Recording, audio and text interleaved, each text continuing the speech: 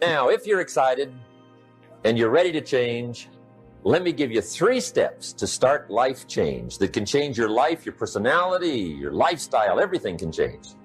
Here's the steps. Number 1, find out how things work. The first key to doing better is find out. To change your life, really, you need ideas. There isn't anything an idea can't change. And Schoaf taught me the major problem is lack of an idea, not a problem. At first, I didn't have any money. I said to Mr. Schoaf, I don't have any money. He said, that's not a problem. Now, see, up until then, I always thought it was. Right? I was confused. He said, no, the problem is lack of an idea on how to create money and wealth. It isn't lack of money, it's lack of ideas. So if you get the ideas, see, you can change anything. Now, to get ideas, you need a constant study of finding out. Now, Schoaf also said, when you find out something that works, put the information in your journal. Don't use your head for a filing cabinet. Put it in your journal so that you can do the next best thing. Repetition, repetition, repetition. Go over it. And if you repeat it, go over it, sure enough, someday, some mysterious day, the idea takes root, starts to grow, and shows up in your bank account, and your dress, and your personality, and your lifestyle. But capture the ideas in your journal. Find out how things work. Schoaf gave me this word for my life change. He said, study. Great word. If you wish to be successful, study success. If you wish to be happy, study happiness. If you wish to be wealthy, study wealth. Don't leave it to chance. Make it a study. Some people just go through the day with their fingers crossed. See, that won't do it. You've got to study the things that can change your economic, social, spiritual, personal life. Now, here's a qualifying phrase. And we'll have several of these qualifying phrases throughout the seminar. Here's the first one. You may not be able to do all you find out. I understand that. You may not be able to do all you find out, but you should find out all you can do. See, you don't want to wind up at the end of your life and discover that you've lived only 1/10 of it. And the other 9/10 went down the drain. Not for lack of opportunity, for lack of information. So that's number 1, find out how things work. Now here's the best human virtue for finding out, curiosity. Make a note of that. Curiosity. Be curious. You might add a word to it that'll help. Childish curiosity.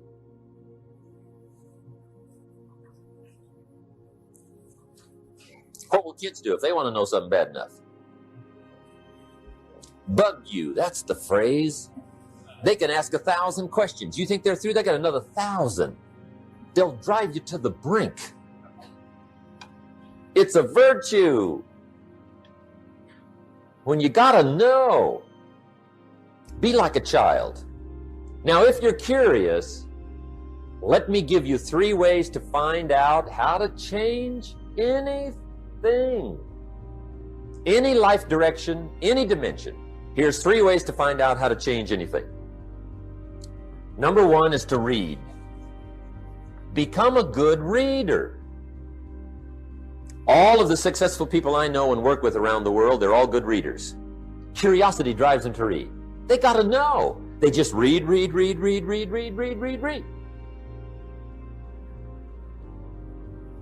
Become a good reader. Now, that's my opinion. Listen to the other lecturers and listen to me and make up your own mind. Don't be a follower. Be a student. Okay? I say, really, for life change, you got to read. One way to learn is from your own experiences, but another way to learn is from other people's experiences. See, one book might save you 5 years if you read it. Did you know there's books on how to be stronger, more decisive, be a speaker, be a leader, have a better effect on other people, develop your personality? Did you know there's books on that? and people don't read them? How would you explain that? And they can read? Did you know that hundreds of successful people have written their stories in books and they wrote down how they did it and people don't read it? How would you explain that? The guy's busy, I guess. You know, you get tied up. The guy says, well, yeah, you work where I work, but the time you struggle home, it's late. You got to eat a bite of supper, watch a little TV, get to bed. You can't sit up half the night reading. And the guy's behind on his car payment. Good worker, hard worker, sincere. But you got to be better than sincere and work hard. Otherwise, at the end of your life, you'll wind up cold, stony broke. You got to be better than a good worker. You got to be a good reader. My opinion. Now, you don't have to read half the night. Okay? Although if you're broke, that's not a bad place to start, right? Get on with the cure. But put this in your notes, 30 minutes a day. Just devote 30 minutes a day to reading. Stretch it to an hour if you can. But at least 30 minutes. 30 minutes a day. Read something positive, something challenging, something inspirational, something instructional. At least 30 minutes a day. And here's the next clue. Every day. Don't miss. Once you set this up, just don't miss. Miss a meal, but not your 30 minutes. Because you can get along without some meals, but you can't get along without some books. There's a Bible phrase that says humans cannot live on bread alone or just food. It says the next most important thing to food is words. Words nourish the mind, makes us different than animals and dogs. Words nourish the soul. So humans have to have food and words in order to be happy and healthy. I told my staff the other day, some people read so little, they've got rickets of the mind. They're undernourished mentally. So to get a good diet of words, I suggest good reading habits, 30 minutes a day. Now, some people don't read because they don't read well. I understand that. And the national average is fairly poor. People have fairly poor reading skills. They're still trying to operate on awkward old skills of the past, right? Reading one word at a time. And with such poor skills, when you read, the mind usually wanders. Because you can think about a lot of things. The mind is an incredible mechanism. And if you read poorly, the mind wanders around thinking of other things while you're trying to read. Did you ever read a page and wonder what it said? Right? Say, I got to read that again. Right? That's because the mind is just doing this job, right? Just wandering around. Did you ever read yourself to sleep? See, that's another problem. The mind says, who needs this? Just shuts off, right? Poor skills. Or a guy looks at a book, 500 pages, and says, no use starting, right? I mean, I'd never get through this one. Anyway, in our weekend seminar, we take a whole section, about 2-3 hours, and we go through reading skills. How to read a book a day is the title of that subject. And I'll tell you what, if you can read a book a day, it'll change your whole life. I mean, a book a day will change your whole life. Expose yourself to a whole variety of things. Spiritual, moral, personal, economic, history, geography, everything. I mean, you can really change if you read a book a day. So you might want to attend the weekend, get in on those reading class skills. It's incredible. A book a day will change your life. But hey, whether you read slow or fast, or whether you read awkwardly or whether you read well, here's the key. Read. Don't miss. Here's what reading is. Reading is tapping the treasure of ideas. That's what reading is. Tapping the treasure of ideas. And ideas can change any part of your life. And if you've got a good excuse not to tap the treasure of ideas at least 30 minutes a day, or spend the money and get the books, I'd love to hear it. Some people have excuses you wouldn't believe. I say, John, look, I got this gold mine. I got so much gold, I don't know what to do with it all. Come on over and dig. John says, I ain't got a shovel. I say, well, John, get you one.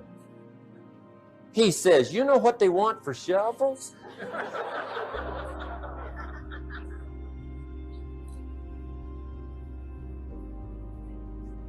Let me give you the 2 books that started my library at age 25. My library now is worth many, many, many thousands of dollars, but it started with 2 books. Mr. Schoaf recommended these to me, got me started. Schoaf said, become self-educated. He said, standard education will get you standard results. And you can check those numbers and see if that's what you want. But if you want to go beyond that, you now have got to become self-educated.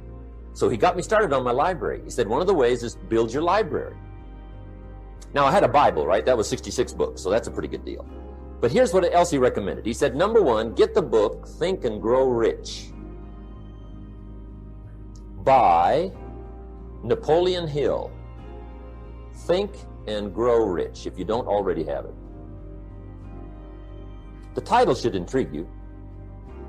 Think and Grow Rich. I found that book in a secondhand bookstore.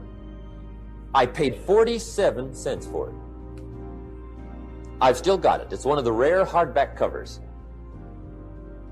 I read it several dozen times. Schoaf taught me repetition is the mother of skill. Some of the ideas in that book helped to change my life. As I look back on it now, the book was worth several $100,000, and I bought it for 47 cents. What a lesson I learned, the difference between cost and value. Before I met Mr. Schoaf, I used to ask, how much does it cost? After I met Mr. Schoaf, I asked, how much is it worth? I started basing my life on worth instead of cost, and everything changed. But that was book 1, Think and Grow Rich. The second book he recommended I get was a book on nutrition. Schoaf said, study nutrition. I think that first book was by Adele Davis. Eat Right to Keep Fit, I think. I've got lots of them now, but I think that was the first one. Schoaf said study nutrition, and there's all kinds of books on nutrition. Just read them all. Some are a little weird, but read them all. Right? If you're weird, do the weird stuff. I mean, whatever. But read them, then make up your own mind. Remember, don't read and become a follower. Read and become a student. Make up your mind, find a plan that works good for you, but get the books on nutrition. Here's what Mr. Schoaf said to me. Vitality plays an important part in doing well. Vitality. He said some people don't do well because they don't feel well. It's not that they're not intelligent. It's that they're ill. They don't have the zing and the fire and the vitality to do well. So he put it right on me about studying nutrition. He said, Jim, you wouldn't believe it. He said, I got this friend of mine raises racehorses. The guy's got 9 books on how to feed horses. He does not have a book on how to feed himself. He said, my friend studies horse nutrition. Studies it. Vitamins, minerals, trace minerals, protein, amino acids, carbohydrates, fats, enzymes, proper balance for his horses. Schoaf said, he's a fanatic. And he said, you ought to see his horses. They're magnificent, beautiful, powerful animals. They can run like the wind. And he said, you ought to see him. He's a wreck. He said, the guy feeds his horses better than he feeds himself. Do you believe that? In my later studies, I discovered some people feed their dogs better than they feed their kids, if you can believe that. Anyway, I didn't mean to give you a health lecture here tonight, okay? But hey, take care of yourself. Work on that part because it's one of the answers to doing well. There's even a Bible phrase that says, many times the spirit is willing, but the body's weak. Now see you're in trouble. And that is a problem. You wake up in the morning and the mind says, let's go get them. And the body says, I can't even get out of bed.